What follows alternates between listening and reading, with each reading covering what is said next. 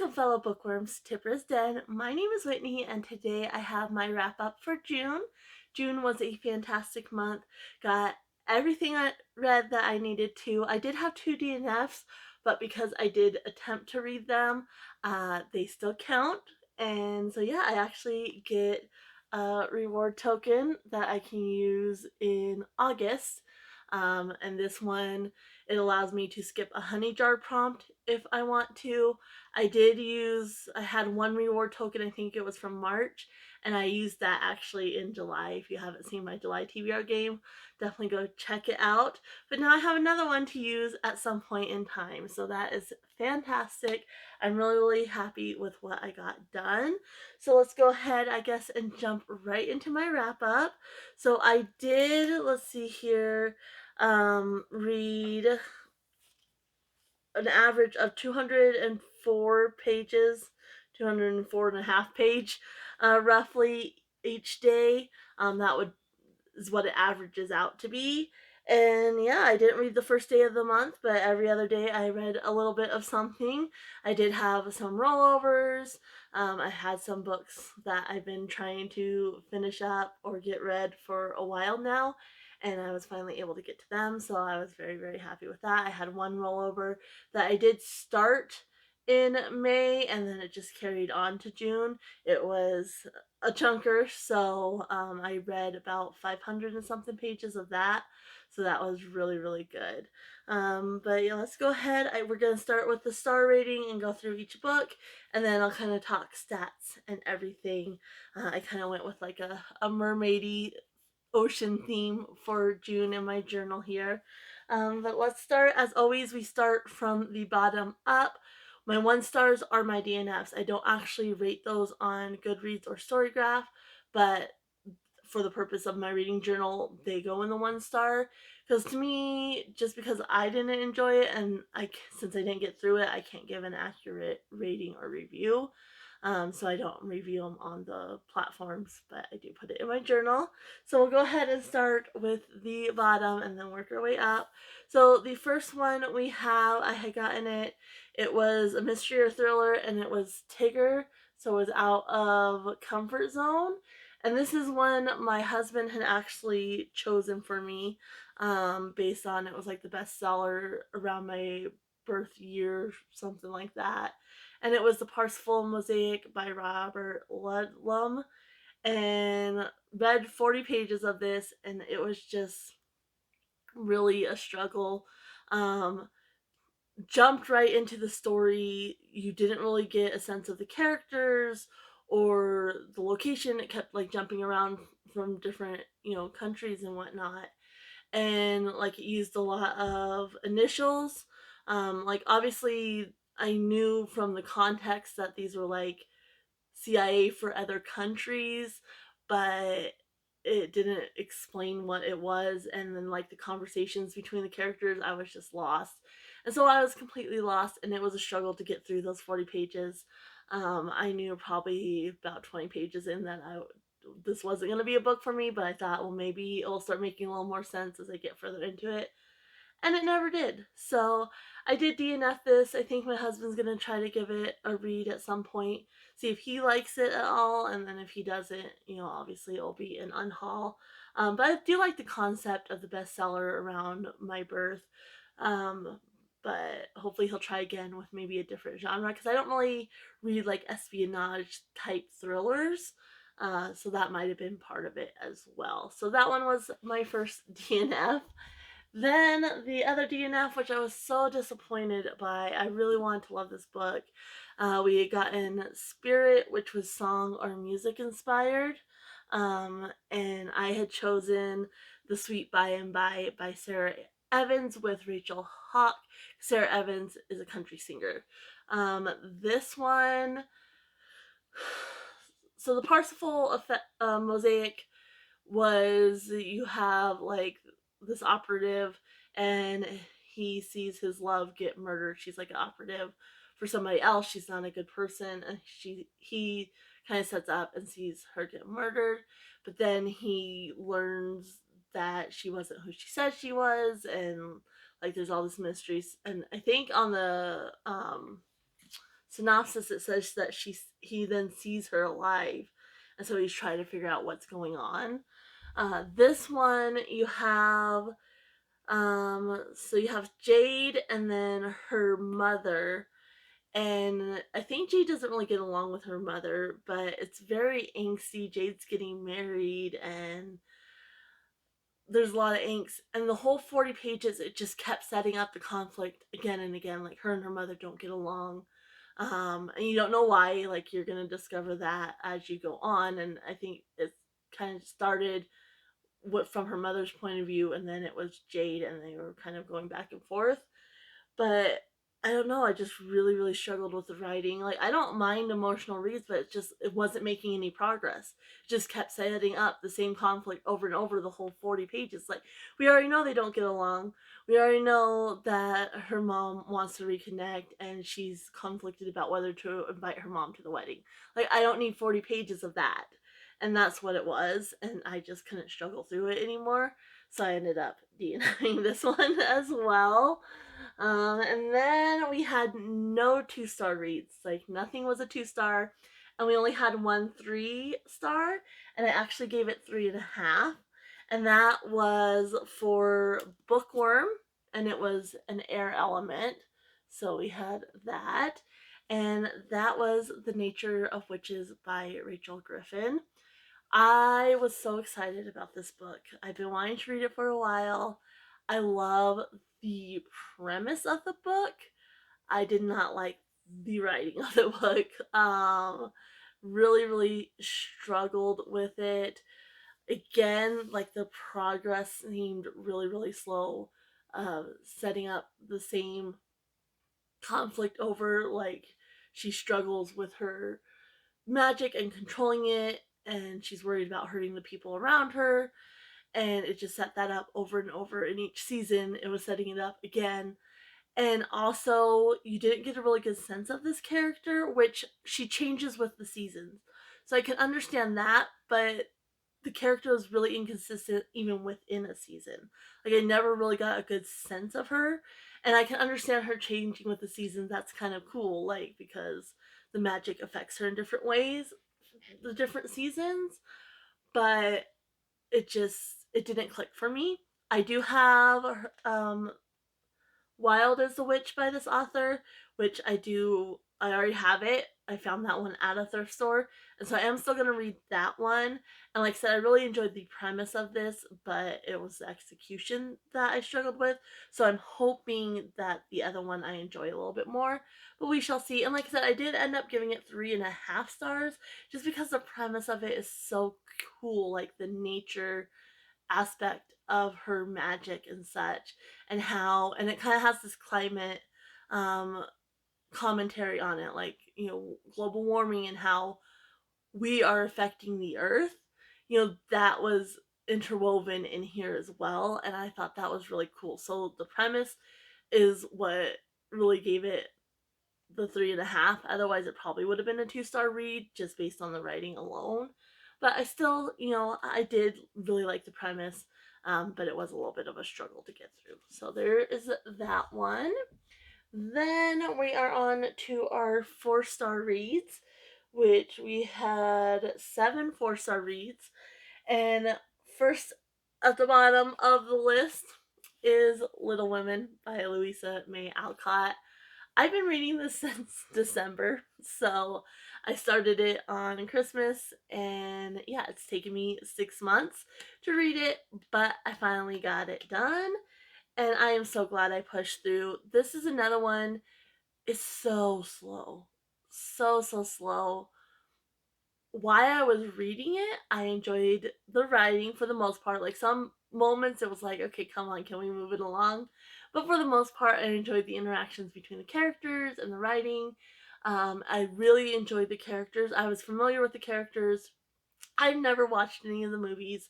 I obviously never read the book, but just people talking about Little Women, you get familiar with the characters in the story and such. So I really, really love the characters. I enjoyed the writing for the most part while I was reading it, but the problem was when I put it down, there was no incentive to pick it back up. And so I ended up reading the last, let's see here, I'll tell you. So I had 277 pages left to go. And so I just sat and I pushed through. I wasn't reading anything else. I was already done with all my other books. So this is how I finished up the month. And I just sat and I pushed through.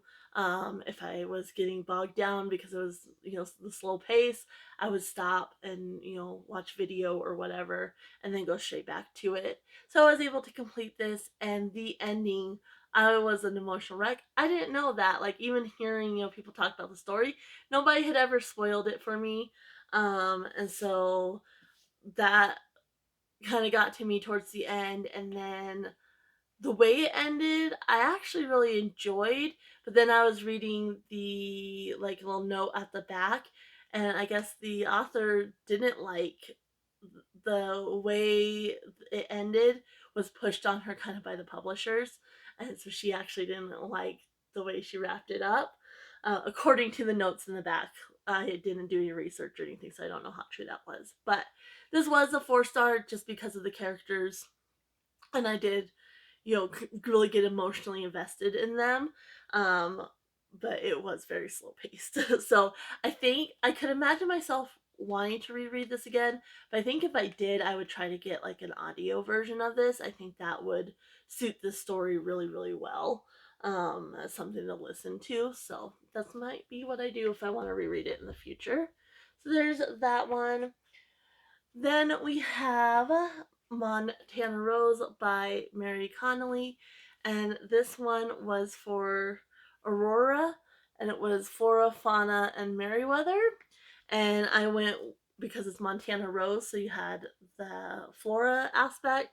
And then Amy at A Star Reads commented that her name's Mary, so that could work for Merriweather as well. So this is a historical Christian fiction, and color me surprised, I actually really enjoyed this. Um, it wasn't the greatest book. You kind of had to suspend belief for a minute. Like, her husband dies, and then like all these men in this town are like fighting, you're gonna marry me, no, she's gonna marry me, and like literally fighting over her at the funeral. And it's like, I don't see that ever happening. But the whole premise of the story is her husband dies, she's very pregnant, and the men of the town, there's not a lot of women in this town in Montana, and so they're kind of fighting over her to get married. And so there's kind of this bad guy that wants to marry her, and so the other character, Red, he steps in because he doesn't want her see her married to this bad guy. And so he steps in, but he has a lot of faith in God, and he doesn't believe that she does. And so he was attracted to her, but he didn't want to marry her because he didn't think she had any faith in God. Um, but yeah, I mean, it was just kind of a fun, light read. I really enjoyed the characters. I actually have the second one, and I'm going to be reading it in July, The Husbandry, and one of the characters from the book is the main character of that. And you got to see a lot of that character, so I'm excited. I really connected with that side character, and I'm excited to see her story. And just the characters overall, like I said, it was just kind of funny in moments because it was just so outlandish and ridiculous that it was really, really funny. And like, she, her nickname's China Doll because her first husband just wanted her to be pretty and like a trophy wife, essentially. And so she's trying to help Red on his ranch, and just chaos ensues. That part just made me smile. Like, it really, really is a fun time.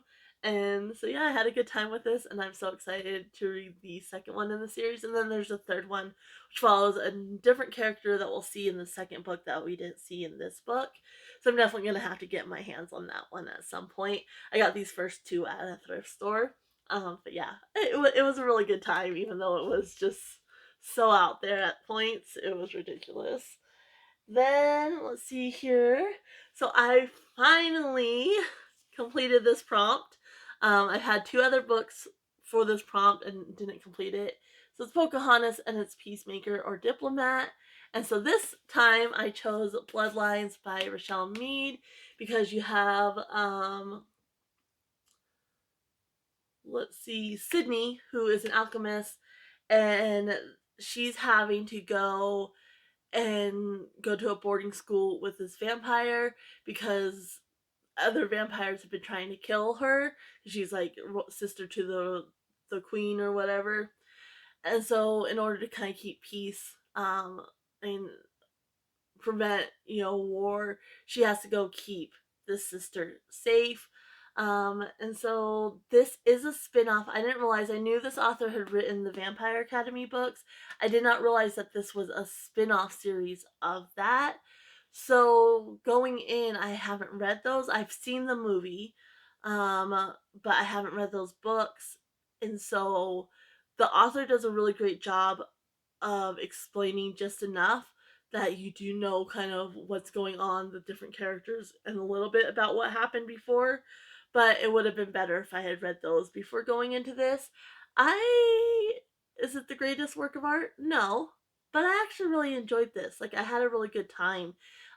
It's not the fastest pace, because basically they're at this boarding school and she's just trying to protect her. There is a little bit of mystery, things that aren't quite right, aren't quite adding up, that she's kind of having to figure out along the way. And it's just really, I really enjoyed it. Like, it's just, this is the kind of book, like a TV show that you just want to put on just because you want to relax and enjoy it, not necessarily because you want to think or really tune into it. That's this kind of book. It's just a book to read and get enjoyment out of without having to overly think about it or anything like that. I was reading some of the reviews, and a lot of people didn't like this because the main character Sydney isn't, kind of a kick-ass female like from the Vampire Diaries, or Academy rather. Sorry, Vampire Academy. She's not really a kick-ass female, but I really enjoy this because she uses her intellect. She's a strong female still. Excuse me. She's still a strong female, but she uses her intellect and wits versus, being physical. So you still kind of get a kick-ass female. It's just a different type. So yeah, I actually really, really enjoyed this, even though it was kind of slow paced and such. I had a good time. So there's the next 4-star. Then next we have Fairest by Marissa Meyer. So this was, I don't have the little piece, I already put it back in the jar, which some of these other ones are going back in too, but I had just kept them out. I already put this one back in, but it was a bookworm and it was just physical TBR, so just something that I already had on my shelves. And so I chose Ferris by Marissa Meyer. I read the main portion of the Lunar Chronicles already, so that's done. And so this is Levena's story, which is kind of the antagonist of the Lunar Chronicles.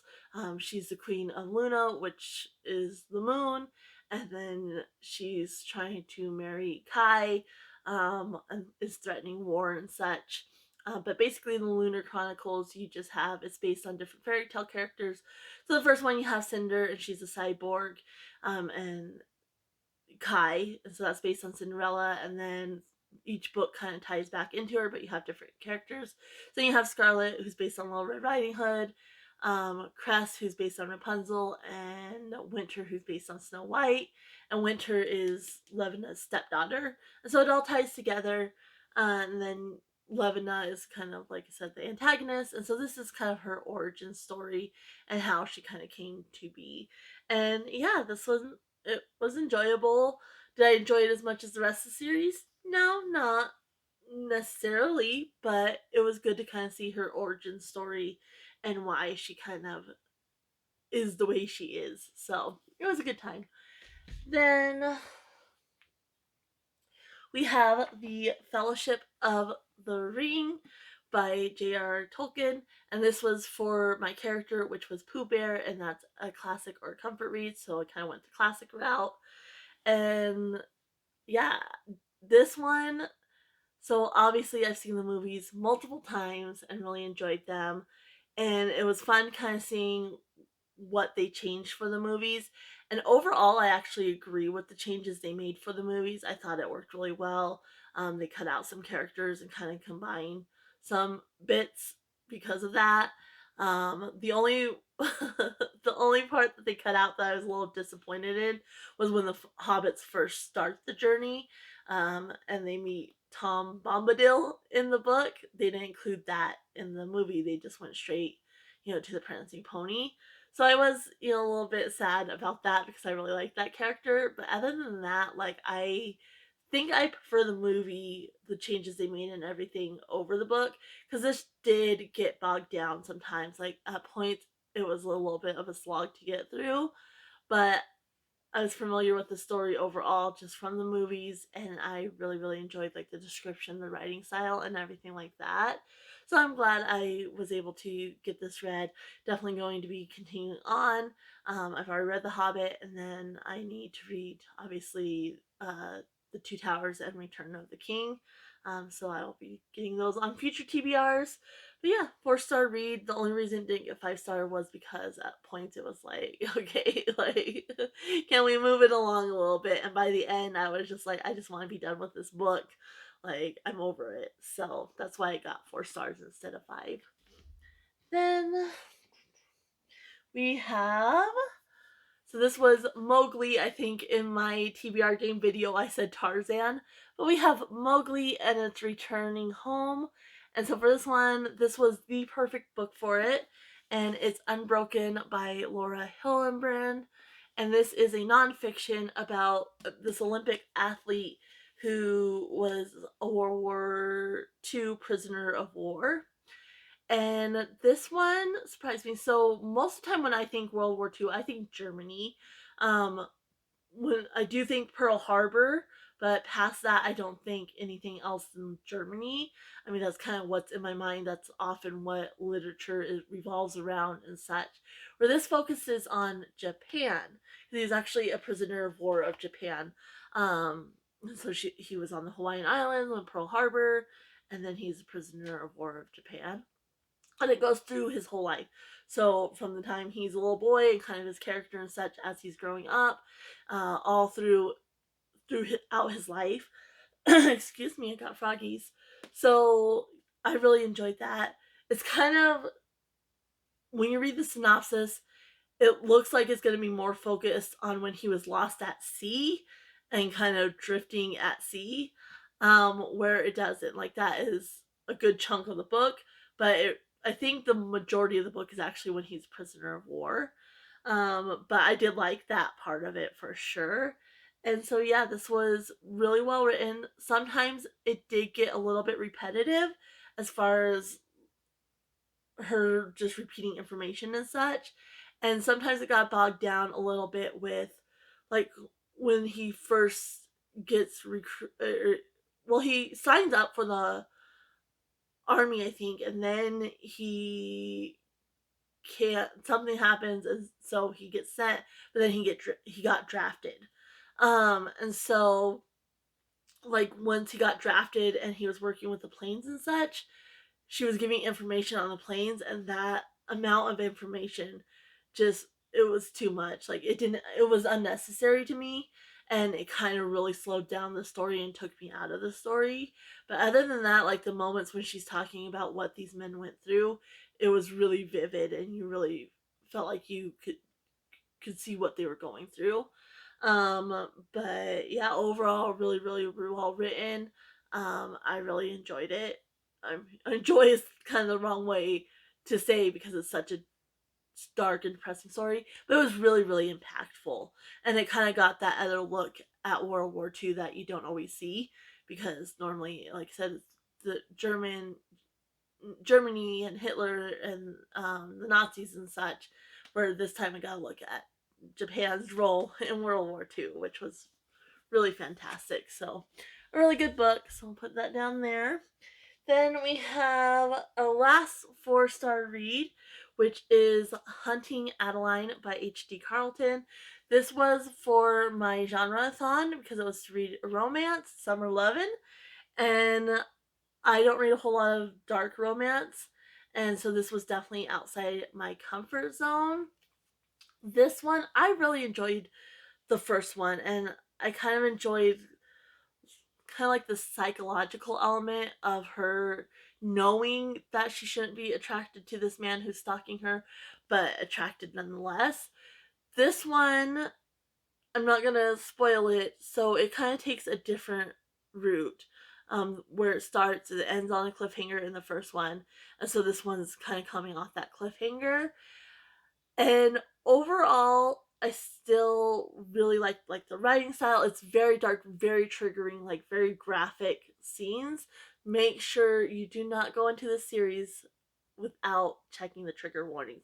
This is not a series to go into blind. And so this one and deals with human trafficking and such. So this one is very, very dark. And the her love interest in this, like in the first one, I was like, I don't think he's supposed to be likable. Like, he's not a good guy. Because I've seen, reviews, the lower reviews are like, well, he's not a good guy. Like, why do people like him? But I was like, oh, that's kind of the point. Like, he's not supposed to be. I went into it and I interpreted it as her. Like, I was focusing on her and how, even though she knows what he's doing to her is wrong, like, kind of this whole psychological element of how she could be attracted and start having feelings for this guy, where that wasn't the case in this one.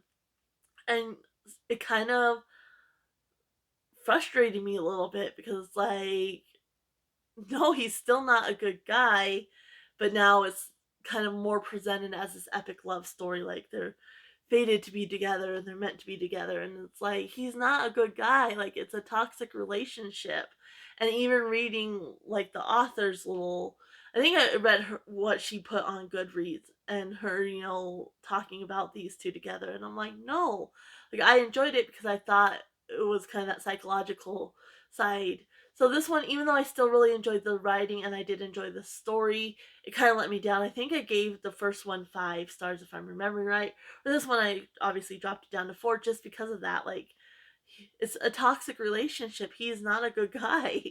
And so it's really frustrated that it's like this epic love story where I wish it kind of maybe gone a different route than that. Um, I will give him points. Obviously, stuff goes down in this one, and just kind of how he reacted initially, like, I'll give him points for that. But he's still not a good guy. He's still not a likable character, and I still don't think he's meant to be. And I don't like that it's this one's more of that. Oh, it's an epic love story. I didn't like that, but the writing style and the story were still just so good. It got 4 stars.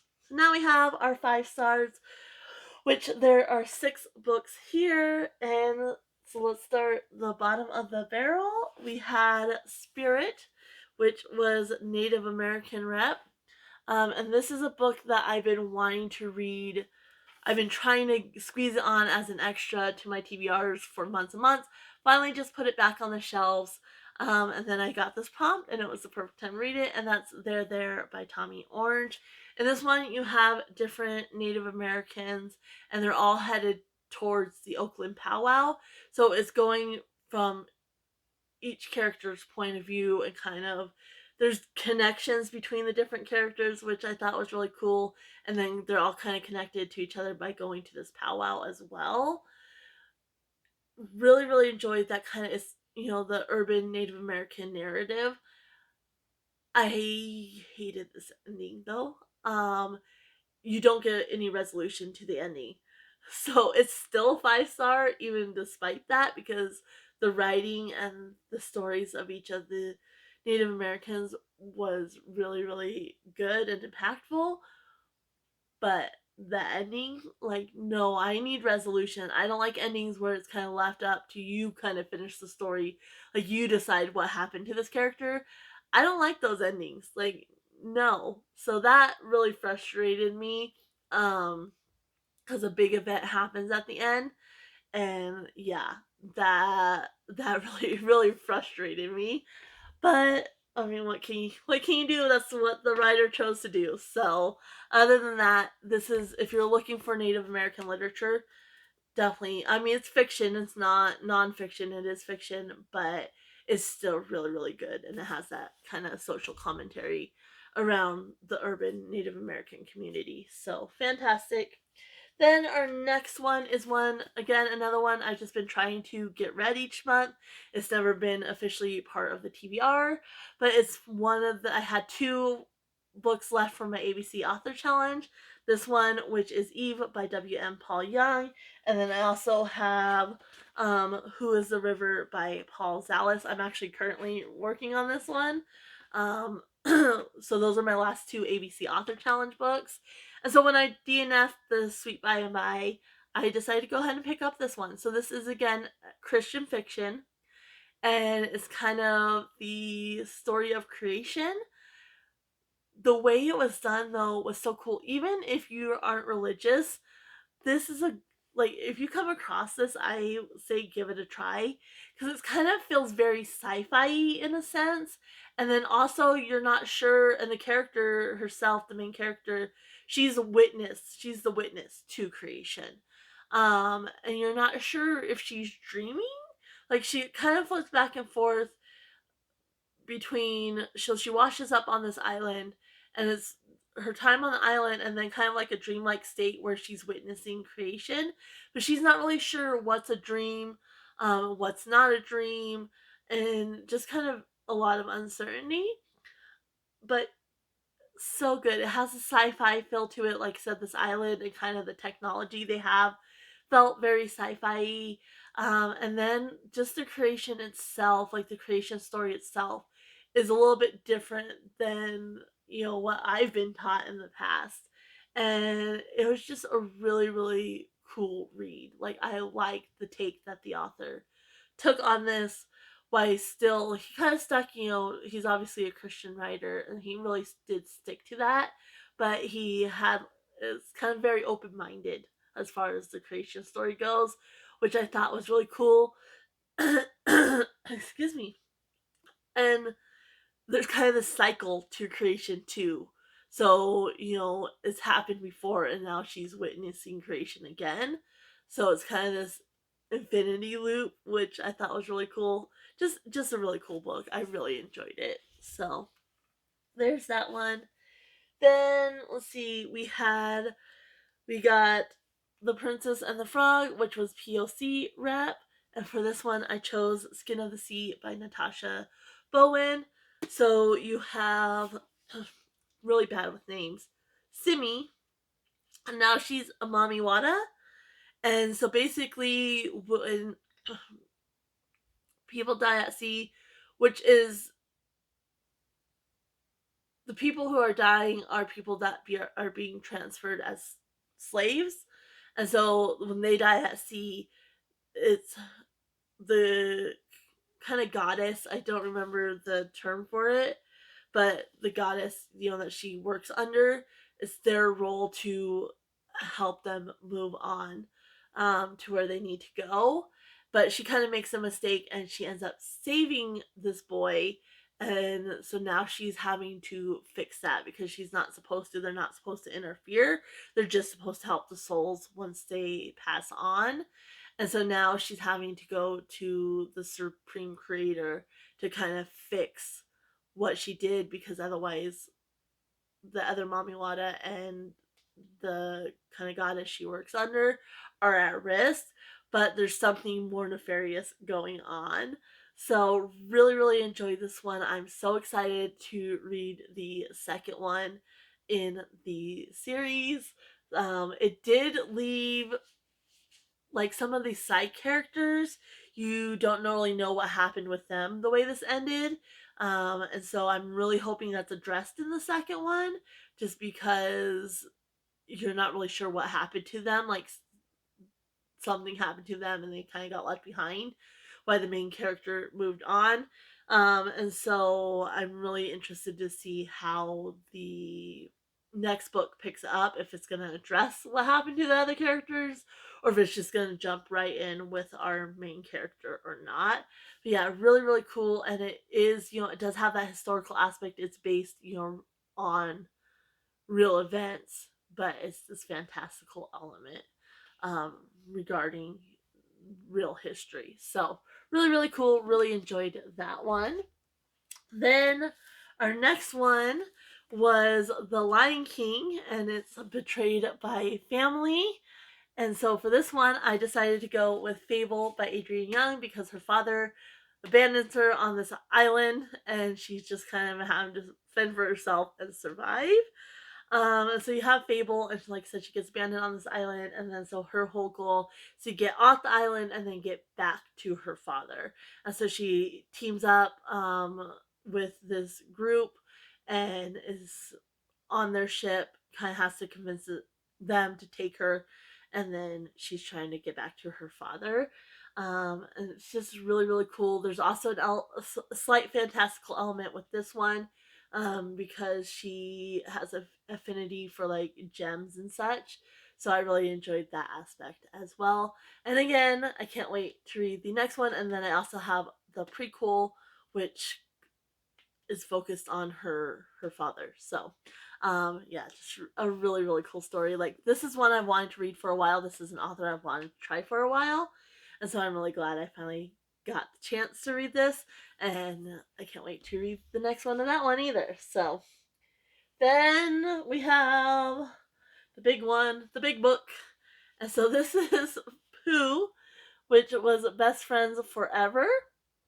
And so in this one, I originally listened to this one, and I've been wanting to reread it physically before I jump into A Day of Fallen Night. And I'm really glad I finally was able to get to this. So I broke it up in sections. I broke it up into chapter sets of 5. I think the last chapter set is like 6 because it really wasn't that much left. And yeah, absolutely. I was surprised at how much I retained when I originally listened to it via audio. Like, I actually retained quite a bit of it. And I was surprised some of the things that really stuck with me happened early on, even. And I was like, oh, like, I remember that. And so that really, like, because audio is not my preferred method of consuming books. So this was a reread. Definitely, when I was picking this for the Best Friends Forever prompt, I was thinking of Loth. With if you've read it, you know Loth, and his friendship with Sabran. I was kind of thinking of them because they were childhood friends, and such. So very, very close friendships, and there's other friendships throughout as well. But yeah, basically you have the East and the West, and so it's jumping back, and then the South as well. It jumps all around there. And you have Queen Sabran, who there's this nameless one, which is a dragon. That there was a grief of ages, and these dragons just decimated a bunch of stuff. And so it said that's the Sabran bloodline, the Berethnet bloodline, is what's keeping him at bay. And then you have the East, who have like water dragons, so they're not the fire dragons, they're the water dragons, so they're good dragons. But contact between the East and West isn't allowed because the West believes the East are worshipping worms, and there's also the Dragonic Plague, which the East doesn't want on their shores. And then you have the South, which is where Iad is from, which is where the Priory of the Orange Tree is. And so she's been tasked with protecting Sabran. And then it kind of goes deeper than that. So you have Tanae, who's a dragon rider from the east, and then they have to kind of come together, east and west, to help take out the Nameless One because he's going to rise again. So that's kind of the gist of the story. You have the Nameless One who's rising, and then all these different factions that are kind of separated for various reasons. But yeah, absolutely enjoyed it. There was times, like there's some days that I read 2 chapter sets versus just the one, and then at the end, like, I had 200 pages less, and I'm like, I'm just reading the whole thing. Like, I don't want to put this down. And it's just, I forgot how. I mean, I listened to it originally, but it's definitely an easy read. So even though it's a big chunky book, it is so easy to read. And if you break it down by chapter sets, it makes it even easier. And so I read like about 50 pages roughly each day, and then I'd move on to another book. And yeah, really, really good. Obviously, it's very highly rated, and it would have been the number 1 book this month if I hadn't had my rollover from May, which is the last book in the War of Lost Hearts trilogy by Chris Bodbent. This is Mother of Death and Dawn. This, I think, is my favorite trilogy, my favorite series I have on my shelf right now. Book 2 was my favorite. I still really, really enjoyed this one. So you have Tasana, and she was a former slave, and she goes to the orders, and she wants them to train her so she can go back and free the other people that are enslaved. So she kind of makes this deal with the orders that if they'll train her and help her free the other slaves, she'll help them with their war. And so it's kind of that. And then there's also this entity, which plays a big role throughout the books. I think you also have Max.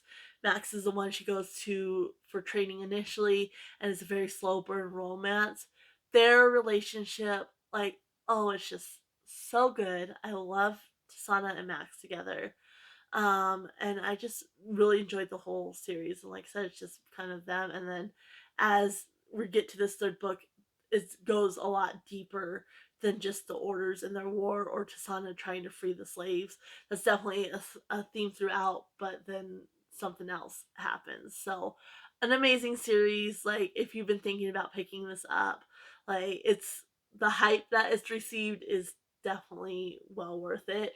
So yeah, absolutely love this one. And I think every single book has been top of the list when I've read them. So amazing. Absolutely love it. So that is all the books. So we'll kind of go through stats real quick. I know my wrap up videos are always super long. So page count was 5,930, and that includes the partial reads.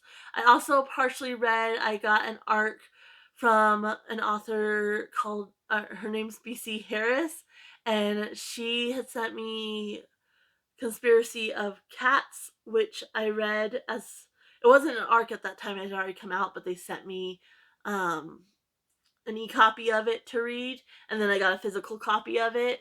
I read that back then, and so this is her second book, and contacted me to see if I wanted an arc. It came out on the 29th of June, and so I said yes. And I partially read that one. I read, I think, let me tell you here, 147 pages out of 326. Problem is, it's an ebook, which I really, really struggle with. It is an art copy, so it has printed, like, kind of as a watermark, arc review. Um, and that's very distracting to me. I already have trouble with reading ebooks, and then have that behind the words is very distracting. And even though I am enjoying it, I'm not as, like, with Conspiracy of Cats, I was just so into the story that it really, like, even reading it electronically, I was still really into the story and able to get really into it, and read it without a problem. Where this one, I'm not as into the story. I am enjoying it right now, even though I've only read half. I think it's going to be like a 4-star read. It's just I'm really struggling because it is electronic, and then you have that big watermark behind it, which is a little frustrating. It is out now, so I might try to go ahead and order a copy. Um, I can't get it from Amazon, so I'll have to see if I can get it because she's in the UK, so the publisher is a UK publisher, so I'll have to see if I can get it or not. But it's called Making Sacrifices, and like I said, it's by BC Harris, and it really is interesting. So the whole premise, you have Isaac, who is kind of plagued by nightmares, and so he writes the story, and it's very violent, very graphic, and so he kind of goes by a pen name.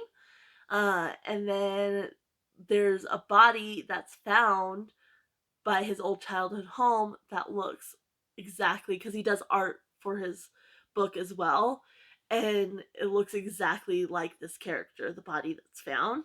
And so there's kind of this mystery and intrigue, and it's really, really interesting. So I definitely want to finish the book.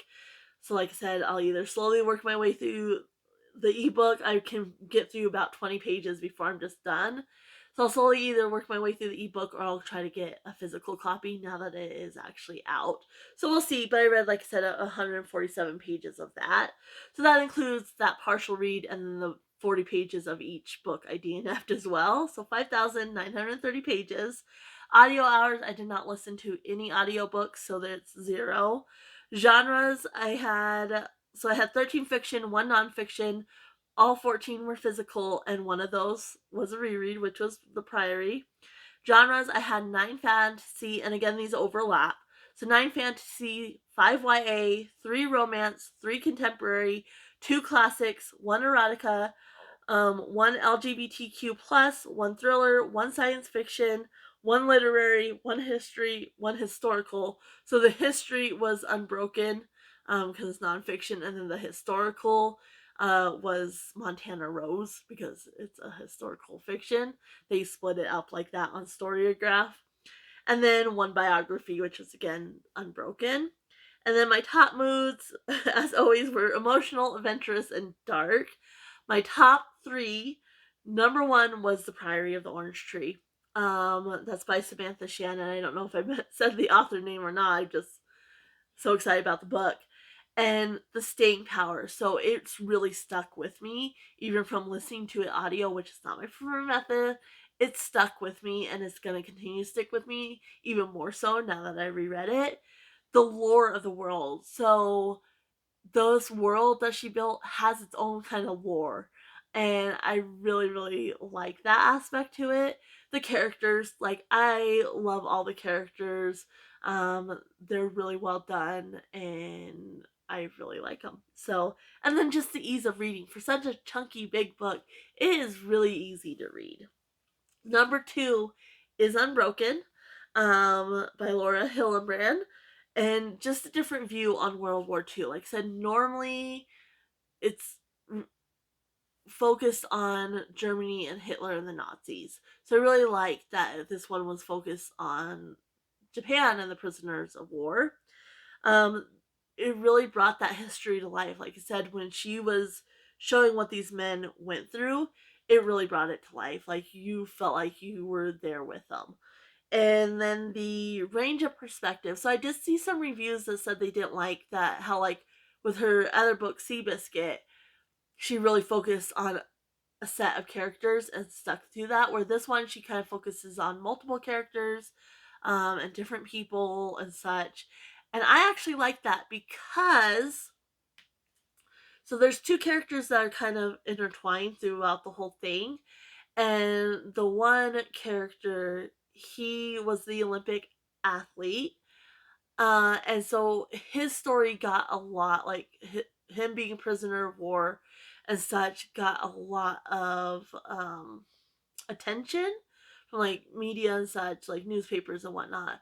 Where his friend didn't get that attention, but that didn't make what he went through any less, and him being deserving of that recognition any less, just because this other guy was an Olympic athlete. So I actually really really like that she included those other characters and kind of what happened to them after and everything like that. I appreciated that. So the and the lost at sea aspect. So I hate to say it because it's like this really happened to him. He was really lost at sea, and just what they went through was horrific.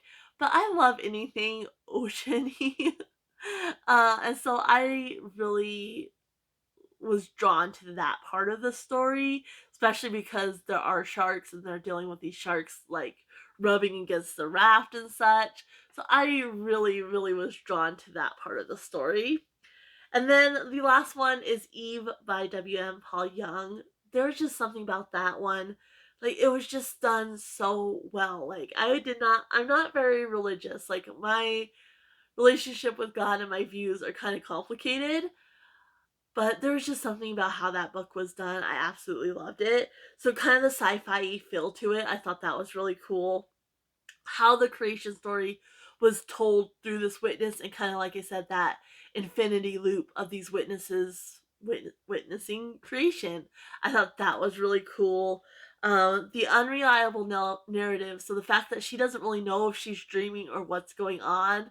Uh, that really drew me in because you're wondering the same thing, like, is she dreaming, like, what's happening here? And then there's kind of a gender fluidity to the creation story itself. So, like, when God creates Adam, he's nursing Adam, he created him and then he's giving him life.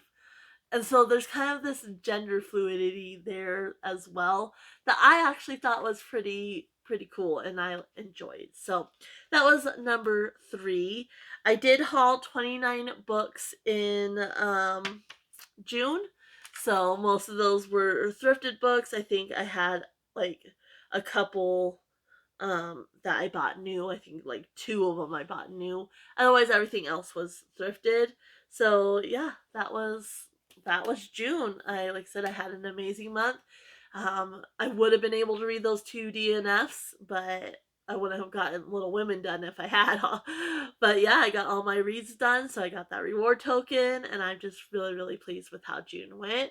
Let me know if you've read any of these or if you're interested in reading any of these books that I mentioned and what your favorite read of June was. I would love to know that down in the comments below. I'm going to go ahead and leave you guys here. Happy reading, everyone. Bye.